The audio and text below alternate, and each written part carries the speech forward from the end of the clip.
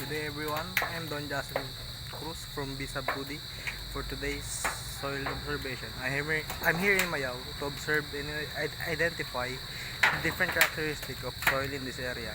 At first, parang ordinary yung lupa lang siya. Pero kapag mas in-observe natin, makikita natin na maraming factors ang nakakaapekto sa tulad ng rocks, organic materials, and other debris. Let's start with rocks and parent materials. Makikita natin na maraming bato na scattered around the area.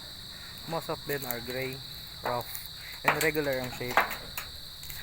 Mayroon din itong mayroon din tayong makikitang piece of broken concrete mixed with soil. These materials can affect physical properties of soil, especially its texture, drainage, and overall structure for the surroundings.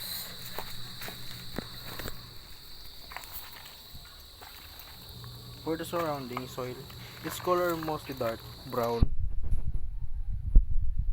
and black brown. Sa texture naman, sa parts ng loose, habang yung ibang areas ay compact dahil sa presence ng rocks and ng debris. For the wet soil, field test, I added small amount of water dito. To the sample, kapag ginawakan to, medyo smooth siya and slightly sticky. Yan. And can hold together for the short time. This is just may fine particles mix some coarse in materials ang soil. So ayan.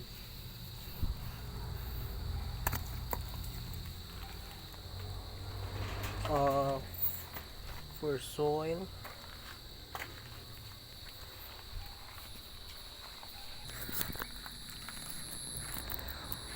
sample, makikita natin na hindi lang pure ang soil. Ang composition nito ay may small rocks, dry leaves, roots, and other organic and non-organic materials na kasama.